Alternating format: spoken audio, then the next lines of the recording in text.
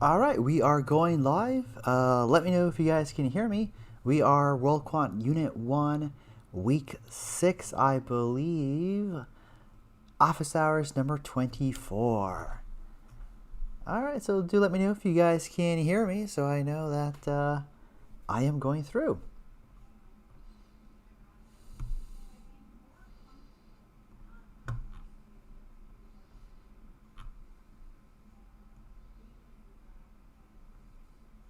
All right, Tom and Timur are letting me know that they can hear me. Hello, and thank you for that confirmation. I see Naya is here. All right, welcome back to Office Hours. Let's go ahead and start get things rolling.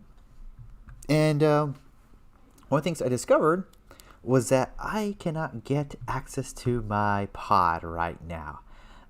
Looks like I try to access my pod and, well, this is what I get. So looks like something is going wrong with my pod. Perhaps high usage going on right now, which is sort of a good thing. So the bad thing is, well, I cannot pick up where I left off exactly. But the good thing is that I have access to another pod that I can also work onto. So I think we are nearing the end of Q6 of the DW mini project, but I'm unable to pick up where I left off. But I do have various things up on the agenda as we transition to work on something that is not the mini project. So a couple prereq, lay the ground floor, our foundation, as we move on to different topics in data science, like working in the shell and the command line and version control with Git. So let me take a look at what are people saying in the chat. So I see that Shakiba is here. Hello, Shakiba. Thank Timur for the confirmation. Dinaloa is here. Hello, Lyndon Smith. Hello, everyone. Joseph is here. Welcome, Joseph. Naya has a question, so go for it. Let me know your question, and we could get that answered, hopefully. All right. Yes, so they're reviewing Tuesday's office hours, script anomalies. Yeah, that one I struggled with. For some reason, I was not getting the correct answer.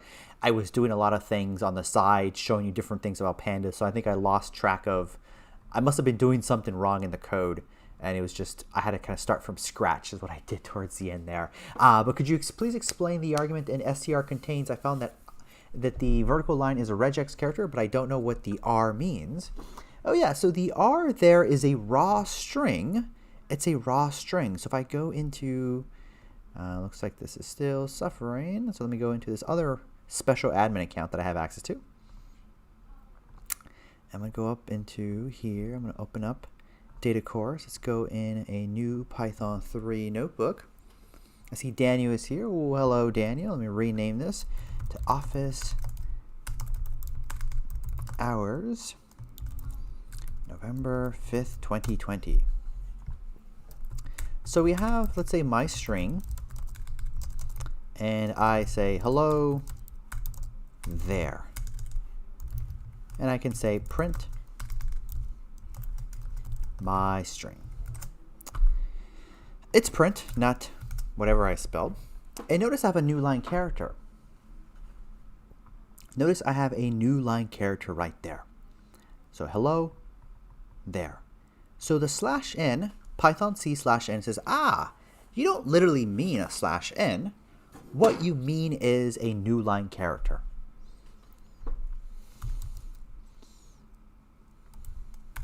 /t stands for a tab character. So Python sees this as, you mean you want a tab. You want a tab right there.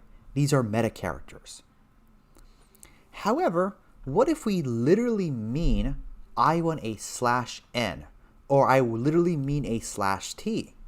I don't want Python to interpret that as a new line character or tab character respectively. I literally mean a /n, and I literally mean a /t. Well, one solution is that you escape it, so you put an additional slash, and now Python says, you literally mean a /n, you literally mean a /t. So that's how I can fix this problem.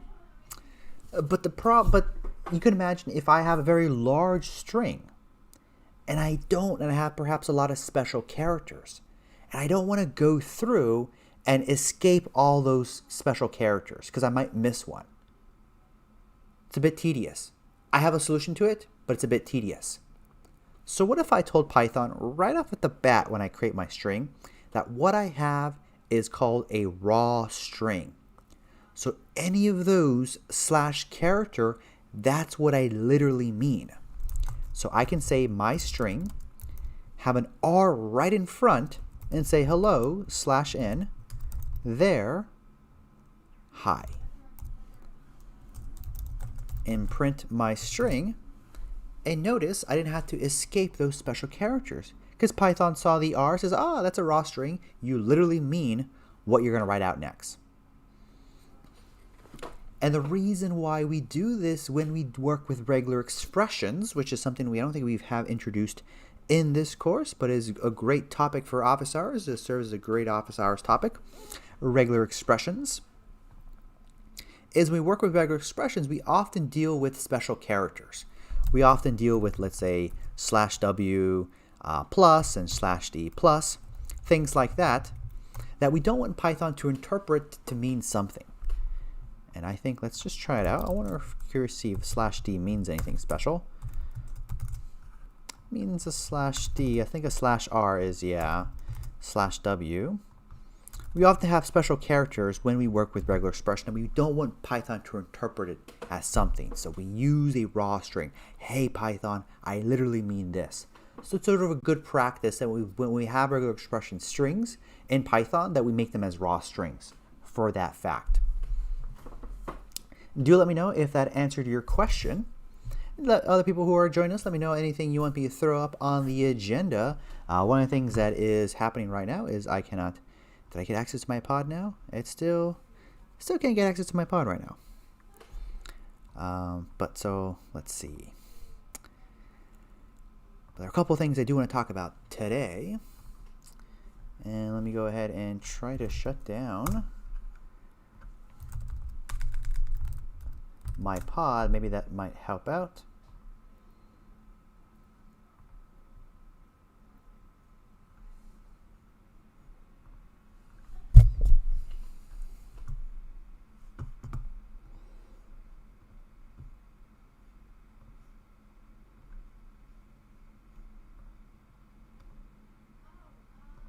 Okay. All right, glad that helped out. Let me know anything else you want to bring up today in office hours. So while I am continually trying to get my pod to come back up so I can pick it up where we left off and wrapping up the last mini project, I'm going to go ahead and talk about some additional topics that are great when we work on a project. One of those is the command line and the shell, and then we'll transition and start talking about version control. Okay, so let's go ahead and talk about the command line. So you can think of a lot of software development happens in Unix-like operating systems. Unix-like operating systems. And back in the day, I don't know, like the 60s or 70s, I'm not a historian, there were people who were creating computers, and each computer had a different, not each computer had a different operating system, but all these people in different research laboratories, in different organizations, in different universities would develop their computer, large mainframe, take up the whole room basically, and they would have all these different operating systems. So it's not like today where we have 3 core operating systems: Windows, Mac, and Linux. There's all these different operating systems. And there was one that was rather popular that came out of, if I recall, Berkeley, California, called Unix. And I forgot what Unix stands for. Unified something, doesn't matter. It doesn't quite matter. Called Unix. And it was very popular. And there's lots of philosophies that center around Unix. And one of those philosophies is when you have a tool or some sort of program should do one thing, it should do one thing well. That's sort of a Unix philosophy. We try to carry that over. I try to do that as much as best. Have one tool, and one tool do it best. So we had Unix, and it was rather popular, but it was closed source. It was closed sourced. So then we had a guy come along named Linus Torvald, I believe is his last name. And he wanted to replicate Unix. He wanted to replicate Unix, and he wanted to do it as open source. In other words, that anyone have access to the source code of the program, so anyone can take the source code and modify it and have a better version. The whole idea of having open source software, which is a whole other debate, but he wanted to have an open source version of Unix. And eventually he came up with what's called the Linux kernel. So you can think of it, Linux comes from his name, Linus, and he was trying to port Unix, so he came up with the Linux kernel. And what a kernel is, you can think of the kernel as the core part of an operating system. You can think of the operating system, having the kernel. Then it has what's called the shell. The shell, the kernel, and then we have all these different applications. Inside the kernel, you also have hardware. I didn't draw it there, but you have your hardware. The kernel is the part that is able to communicate with the hardware. Think of RAM, think of disk, think of the monitor and keyboard. The shell is the layer in which we can communicate with the kernel. If we can communicate with the kernel, then we can tell the kernel to do certain things with the hardware of the computer. And then to round everything up, there are applications. Programs like to read text files, to edit text files, to display graphics, whatnot, all those applications. Packages them all together, and that is an operating system. And this right here, so we have the Linux kernel, but then there was an effort going on by a man named Richard Stallman. And he was also big into open source. He was big into the idea of having code freely available, the source code freely available, so anyone can take it and improve on it. And we also know if the source code is open, then we know what it's doing. So there's no kind of hiddenness to the software, right? No backdoor in which some sort of government agency can have access to.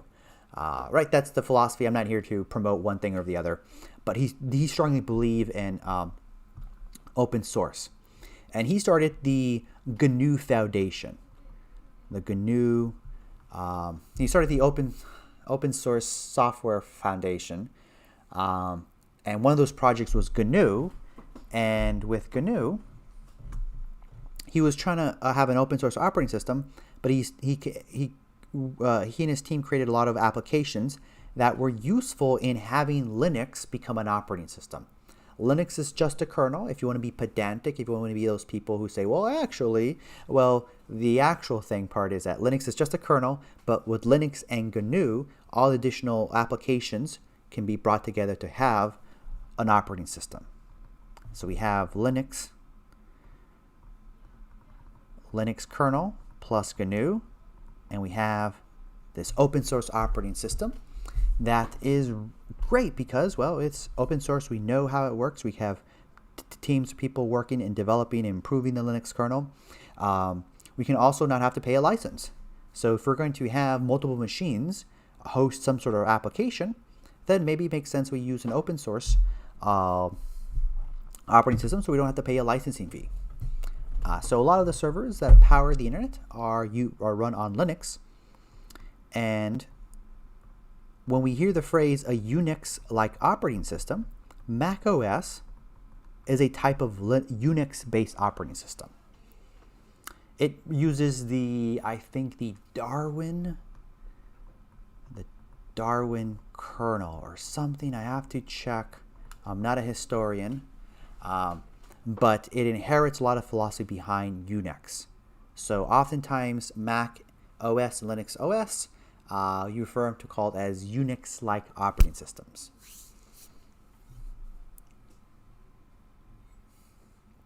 I see Edward saying, what tools do scientists analysis use to predict U.S. election results?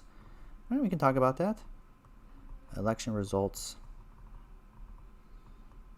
tools for the U.S. And in short, a lot of use Bayes' theorem.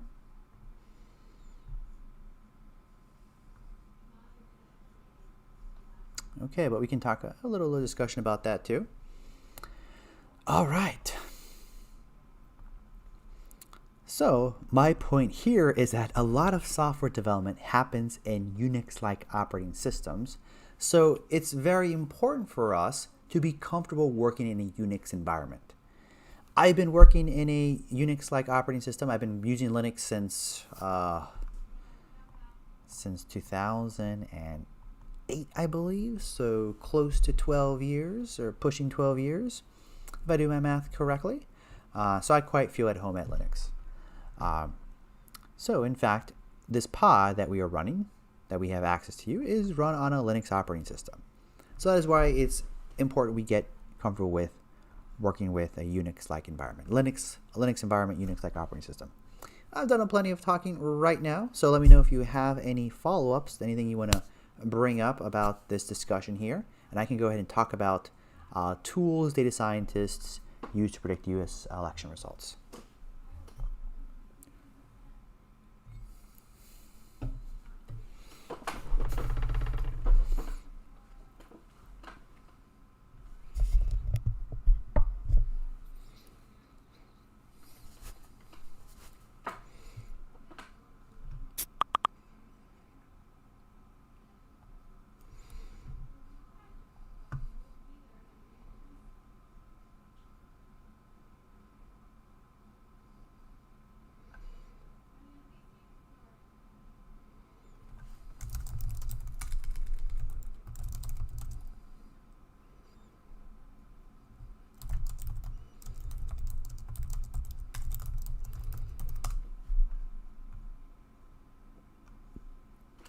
What is the advantage of Linux over Windows for data science? The advantage of Linux over Windows in data science is the fact that if I if I went to work on a server, that server will probably be running Linux. In fact, AWS, right, and which is what the service we are using, Amazon Web Service, that we are using to enable you guys to have access to accounts, Jupyter Hub, it's running Linux. So if we know how to work in a Linux environment, then we can work on a cluster. We can use those cloud services. If we are comfortable working in Linux and we create some sort of application, it's very for us to easy to deploy that application to some sort of service because it's probably running Linux. So you can think of the infrastructure behind you, since it runs on Linux primarily. It's helpful to understand, have you familiar with the Linux environment. Let's see. So yeah, so be able to use those cloud providers is a great importance. So if you have to run a very complicated process, a very complicated job using large data sets, you have to talk about distributed computing. You might have to set up a distributed computing cluster to run this distributed computing job, and that cluster will be running Linux. For these web applications, probably running Linux more than likely, so I can advantage there, +1 for Linux there. How can we use Linux then easily on a PC? There are two different options. Well, there's probably more. There is one where you take your hard disk and you create a partition. You partition this hard drive. And in this partitioning hard drive, when you partition this hard drive, you say this section here is for Windows and this section here is for Linux. And that's Linux mascot is a penguin, and that's my picture of a penguin. So you can do this here. So when you start up your computer, you get a prompt that is saying, do you want to boot to Windows? Do you want to boot to Linux? There is also a virtual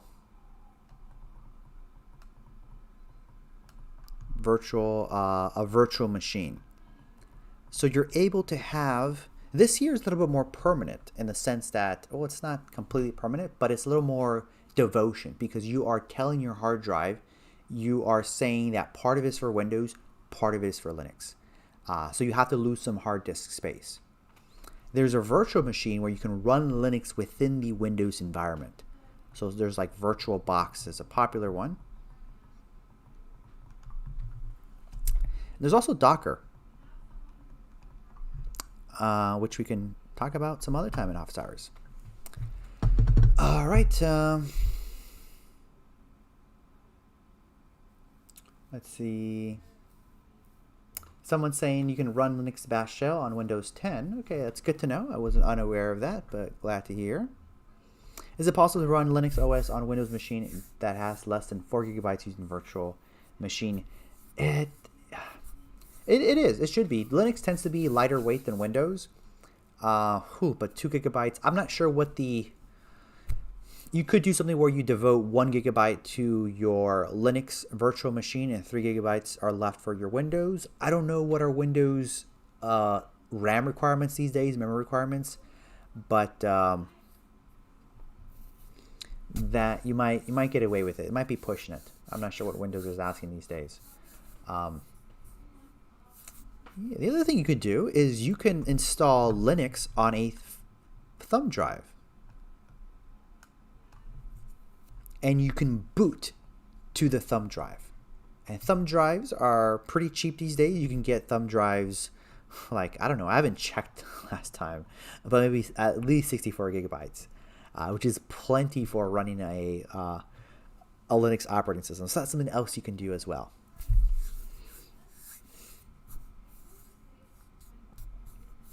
Okay. All right. I see quite a few things happening in the chat. All right, so that's a little introduction into Linux and Windows. I want to go ahead and talk about, trying to balance a couple of things here, but I do want to revisit this and start working with the command line. I do want to talk about predicting elections. So one of the things people do is, there is a popular website in the US called 538. It's a bit unusual name, and why 538? Well, because there are 538 electoral votes in the U.S. Wait, no, that's not true. There are 538. There are 538.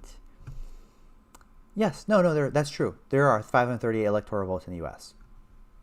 That is correct. That is why the winner of the presidential campaign needs to get 270. So this is run by someone named Nate Silver, and he wrote a good book. So if you're looking to read a good book, there is. He wrote a book, and it's on my bookshelf, and I see it, but it's too far away.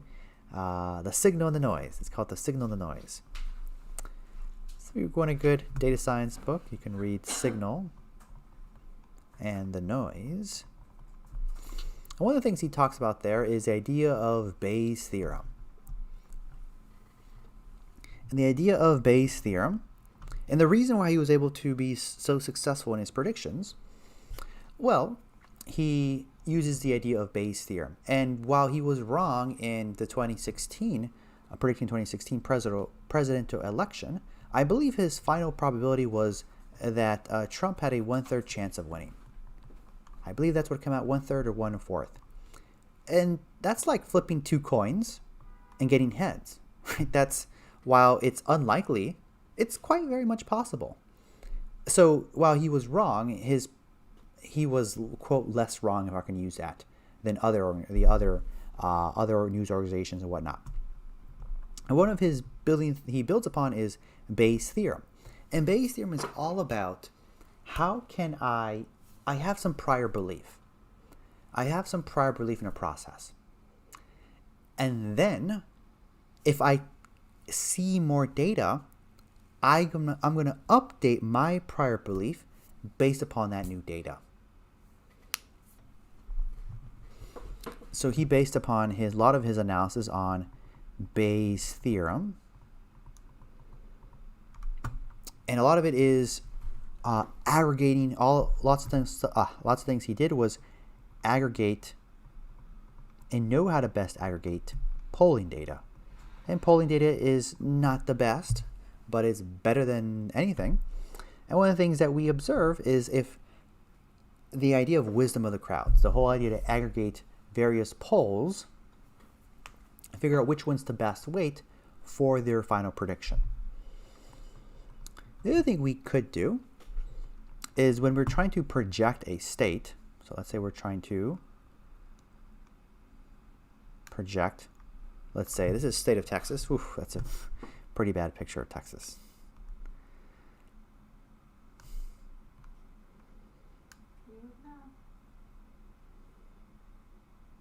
That's a little better picture of the Lone Star State there. I'll even throw in a star right there. All right. The other thing we could do is while we're getting vote informations for various counties and various cities, what we could do is, let's say one candidate is ahead of another candidate by so many votes. But we know that what fraction of the votes have come in, it's not uniform across the state. So we know the vote counts in certain regions pretty well because those votes came in and they're being counted. But other regions, we're still waiting for more votes. So let's say in this part of Texas, we only have half the votes, only half the votes left. One thing we could do is we could, from 2016, understand what fraction of the votes went for one party over the other. And then we can project saying, okay, if it were to roughly stay the same, which is a good estimate, not always true, but it's better than nothing, then we can project how many more votes would one candidate get over the other. So we're able to project. Or if we assume that it's a uniform sampling within a county, and we got, let's say it's 45 for one candidate over 55 over another candidate, then we can say, we can use that same projection and figure out what is on estimate the new tally. What's happening here in the US is that there are a lot of votes that need to be counted because they came from the mail. And one thing they could do is they could figure out from the ones that come in what fraction went for one party or the other, and then extrapolate with the other remaining votes. So it's quite a lot of stuff they do, but it's a lot of statistics, it's a lot of aggregating polls, and a lot of using Bayes' theorem. So do let me know if there's any follow-ups right there.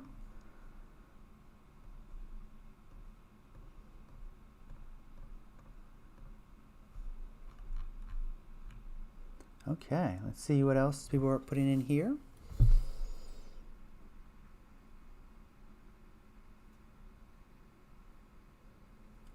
Someone's saying how to start a state-of-the-art report, how to best learn the math and machine learning. I have a background in finance, so that part is ticked. Let's see.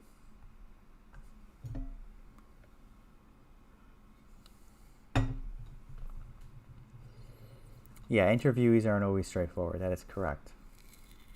Yeah, and I think we're understanding that polls aren't not as a good predictor as before.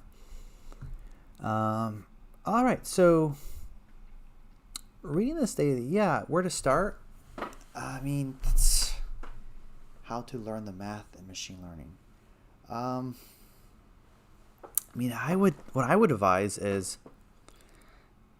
this is kind of a crude method, but as you read those papers, start having a list of topics that keep on being brought up that you're having trouble understanding. So maybe they're bringing up some mathematical concept throughout a lot. Then make a note of it. Make a note of how many times it comes up, and then you can come up across a prioritization list, saying, okay, these topics are often brought up. Perhaps that should be my plan of attack or my study. I will have to say, to knock down deep learning has a lot of impressive applications, but sometimes it's a bit of overkill, a bit of too much. But yeah, I don't know. I don't know how to quite best give you that advice of how to best learn the math and the ML. go Unit 2, right?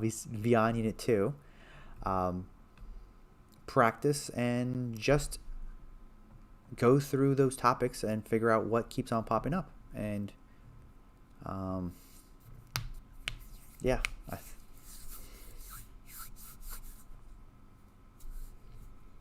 What tool to use for drawing up architectures?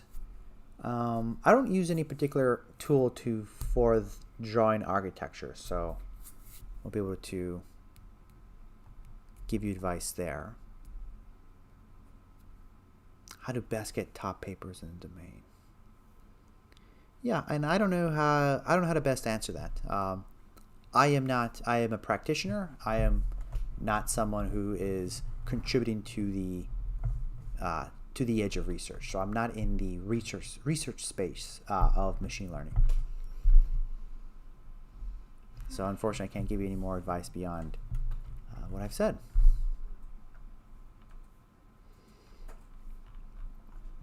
Okay. Let's see.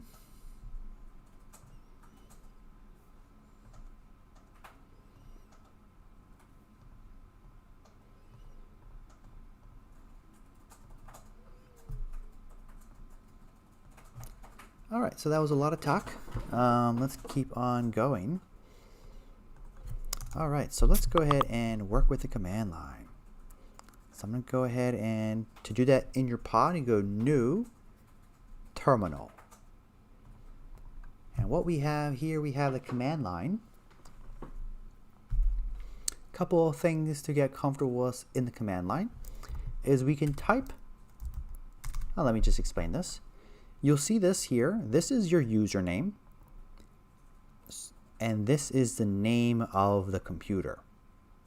So the name of the computer is, in this case, Jupyter/special admin. And Jovian is just the name of the user.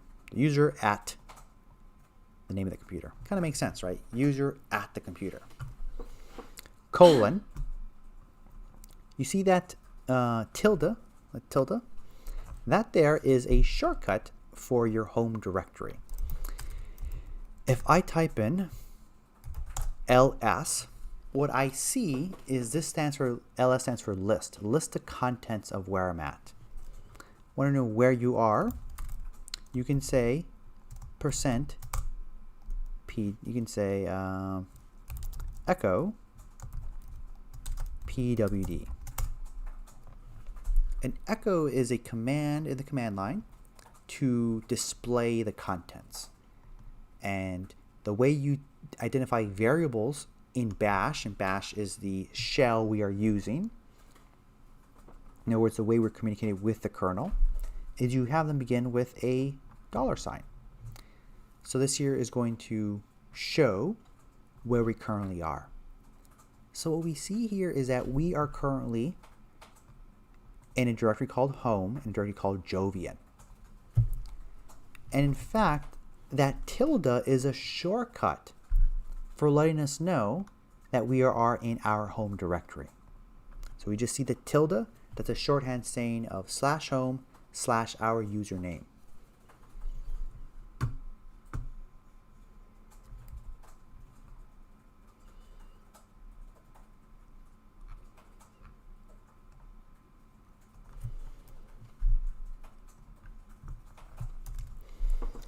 So let's say I want to navigate to a directory. I'm going to say cd data course. And I hit enter. So cd stands for change directory. Change the directory to data course. And notice right there, notice this here tells me where I am. I am tilde. Tilde stands for /home/ the username Jovian /data course. Notice the way you separate directories in a Unix-like operating system is a / as opposed to a \. It's a little different from Windows. And we can say echo pwd, and it says, hey, sure enough, we are at home /Jovian /data course. Let's type in ls to see what is in here. and we see a data wrangling this file, Python, another file directory called Python, and the update module script.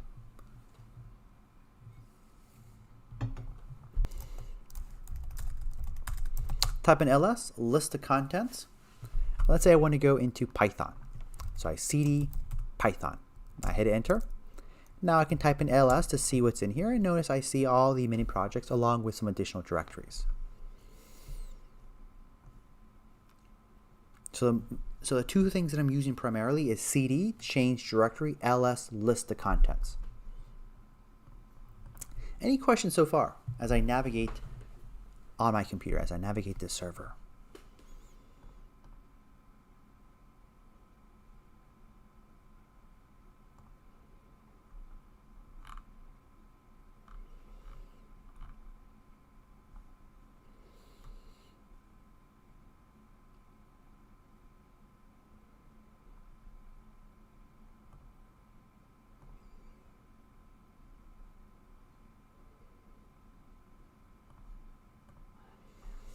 Is there a difference between Linux commands and Hadoop file system commands? The answer is probably not so much. And the reason why is because a lot of those other programs, they're probably used to, they create their API based upon Linux. And the whole point here is that people who are comfortable with Linux should be able to be comfortable enough working in a different environment. So there's probably not much of a difference. There might be some differences, but there's not so much, and that's on purpose, right? If you want to make sure people are able to follow along, let's just copy from what Linux does.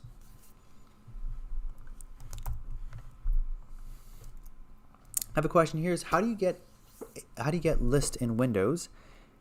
And I don't know. Unfortunately, I rarely use Windows, and I don't know what the equivalent of those are. But Linux to Windows commands.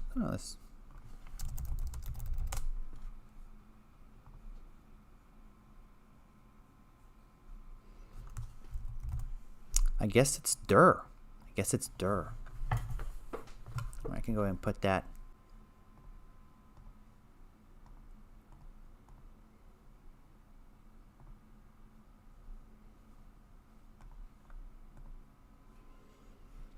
Okay.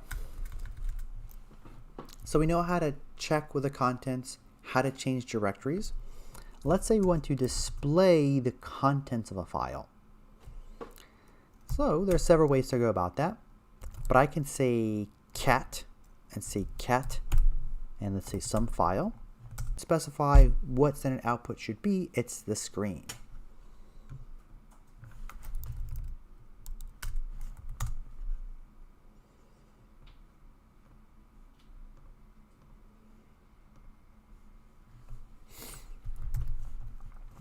Something that's helpful is you can use Control L. Control L clears your screen. You can also do clear as well. So you type go on, the screen gets cluttered. Control L clears the screen, or clear, that clears your screen. So in other words, you type in ls and then cat, say data course, and say Python, and say cat algorithms, and you want to clear the screen, either clear or Control L. Now notice how I was typing rather fast. And it's not because I type fast. I probably type on average. It's because I'm using tab autocomplete. Just like we have tab autocomplete on Jupyter Notebook, well, guess where it got its idea from? It's got its idea from Bash, from the shell. I'm not sure if the Bash came up with it first, but we're using tab autocomplete. So please use tab autocomplete. Makes your life a lot easier, minimizes typos. Great resource. I can say head, and head by default returns the top, let's say 1, 2, 3, 4, 5, 6, 7, 8, 9, 10, the top 10 lines of a file. There's head, and there's tail. You can imagine where pandas got inspired. Remember, there's head and tail methods of data frames. Not surprisingly, it probably got this from the command line. The whole idea is let's call it something that people are used to. By default is the first 10 lines. However, what if we want to specify a different number of lines? So head and tail are great because maybe you don't want to see the entire content of the file because that will flood your screen. Let's look at the top 5, the top 10, bottom 10. But what if I want to look a little bit more? In other words, if I say head in my file, I say, hey, I want to see a little more here. Well, I can specify the number of lines I want to see. So I want to see 20. I say head -n 20 and the file. So here we are able to give what are called options, set options for a command. And the way we set options is we give the option name, we do dash and the option name. So n represents the number of lines I want to display. And this is what this means for this program. N might mean something different for another program. So keep that in mind. So if I say -n 100, well, it shows me 100 lines.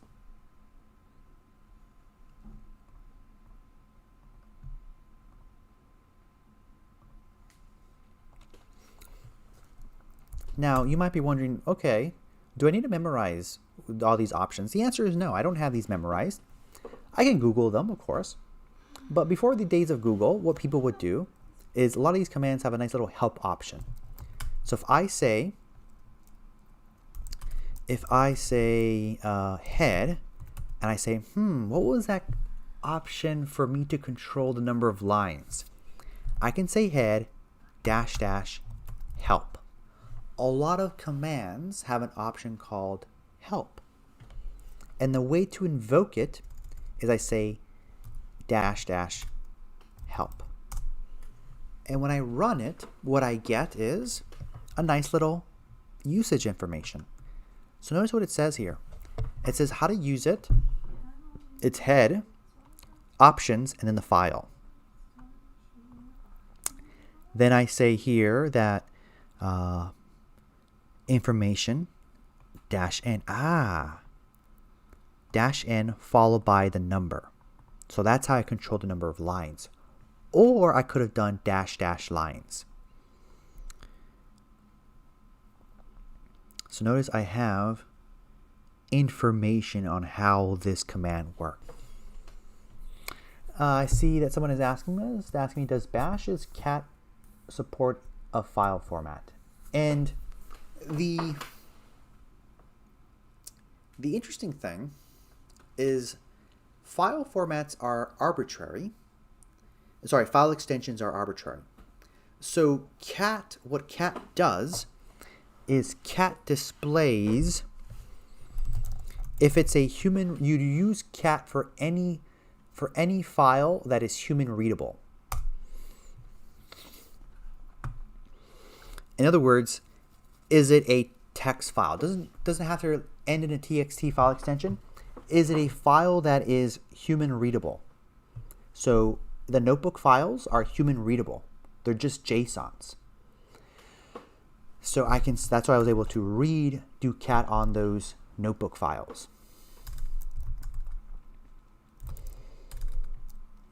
If I want a little more information, notice head, I want a little more information, I can use man. I can say man and the command. And man is short for manual.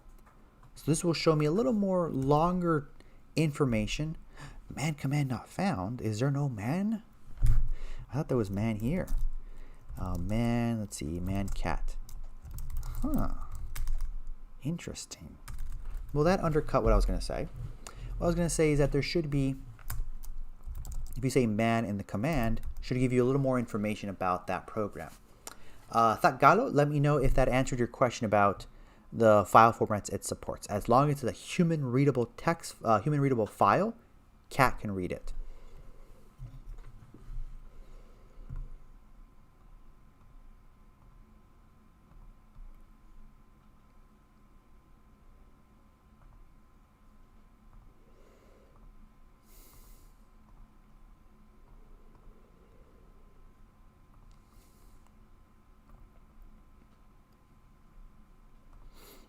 Okay. So let's see. All right, and okay. If I want to find, let's say, another useful command is grep. And grep stands for Global Regular Expression Print. Grep is a way to find some pattern in a file. So let's say I want to find all the times I've encountered every time I have Python in a notebook file. So I can say grep, I specify the what I'm looking for, Python, and the name of the file. And here it's going to print out to me all the lines that had the word Python. So Python, bingo. What else?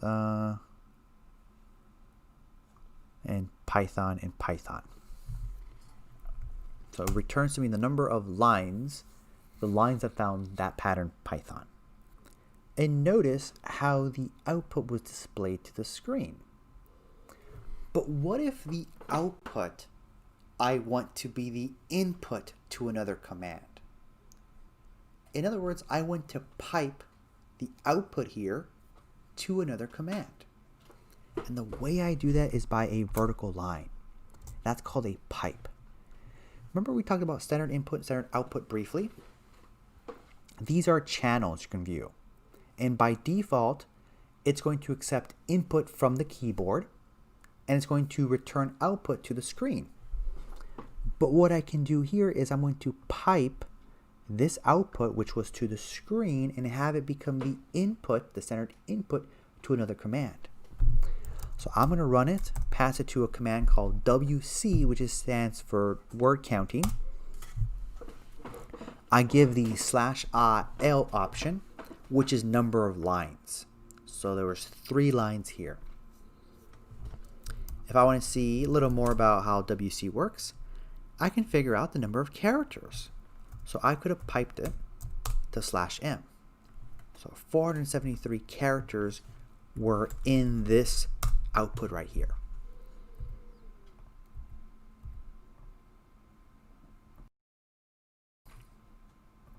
So the message is I am able to redirect the output of a command as the input of another. And you can have multiple pipings. I can have this piped to something else. You can have it piped to command less. And less is a program that opens up, which allows me to view a file. So the possibilities are endless. Let me know if there are any questions.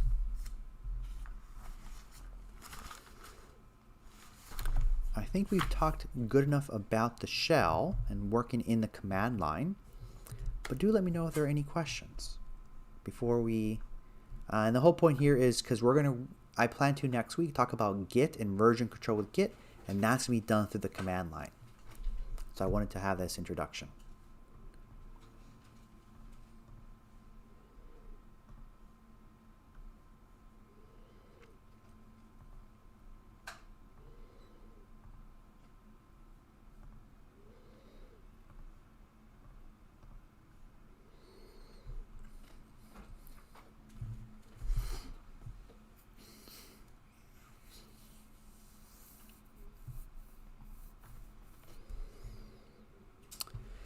Sorry to go out of today's scope, but we want to generate a list from one list comprehensions. For example, odd if, okay, yeah, no problem. We can talk about that. So let me look at that Carlos question.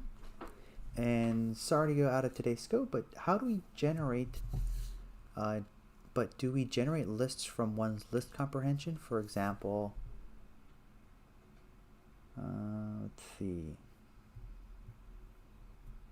for I in range of n,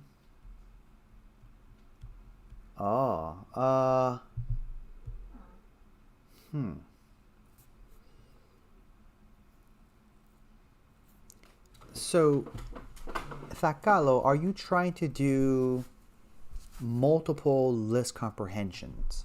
Perhaps let me know what you're trying to do, and maybe there's a solution we can come up with.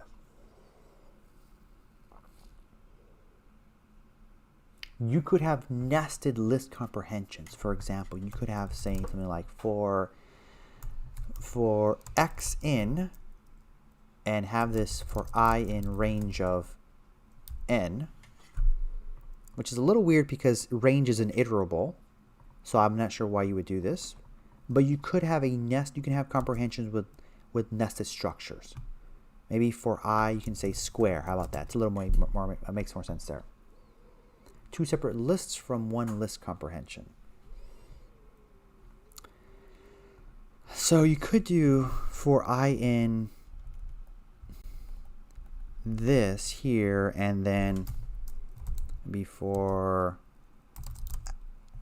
say, for x in here, you can say for I, for j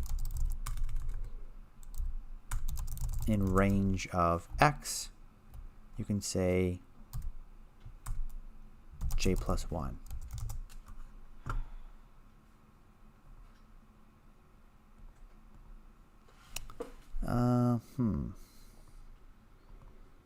Let's see. I thought you'd be for forgetting something there. For x in there, for I n. Doesn't know what n is because, well, of course not. I could do that. I can have nested list comprehensions. I'm not sure if that's what you're trying to do.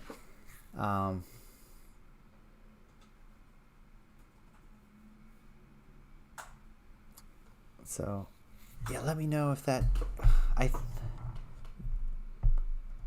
not really sure what you're trying to do. But if I see your example, let me try to understand.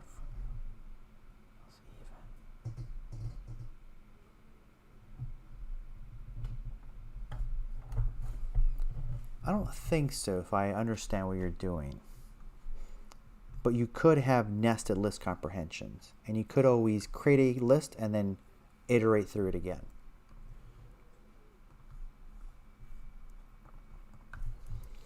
Okay. Any questions about working with the command line before we start with Git? Hopefully my pod will be working so we can wrap up Q6. I was really hoping to wrap up Q6 today so we can start off with something different, fresh and different on Monday. All right, so we'll start planting the seed of what we want to do next. And what I want to do is I want to be able to take what we've done in the mini project and package it into a Python file. And what I want to do is I want to create a program that I can run in the command line by saying Python my program. Of course, it will have a more readable name, and then a file. And I want this to do is I want this my program is going to read a file, and these file here would be the prescription data set we've been working on for the past couple of weeks, and apply that data analysis that we've been working on in the mini project so that it returns a CSV file on our computer that has a list of practices that have been flagged for perhaps some sort of suspicious behavior. This will be a command line tool that we're going to work on. So we'll talk about how we can package this into a Python file that could be run through the command line. And if I can have something that runs the command line, I can have this programmatically run every so often. There is something called cron.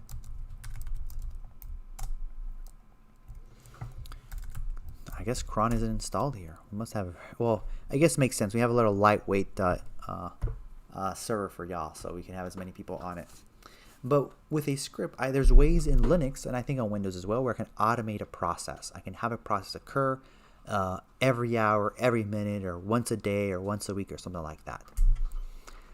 So another thing, as we build this file, we're going to keep track of the progress in this project using version control. So that's what we have something to look forward to next week. But do let me know if there's any follow-ups. I think we've planted some of the seeds, some of the preliminary stuff we need to work on this project here. And of course, we'll expand to other projects. I do want to do a web application that we can deploy. Right, that's what I've been saying that since week 1. So let's that is still my intention.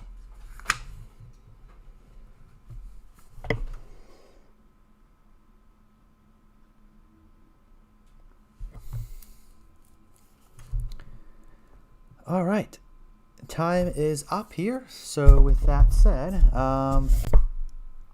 Joseph, you can find me on LinkedIn. Go for it. I just do ask that you tell me that I know you from WorldQuant, because I get a lot of requests. I'm not sure, some of these people I don't recall their names. So if you do connect me on LinkedIn, I do ask that you say, hey, I'm from WorldQuant.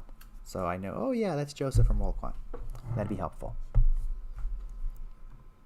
And let's see.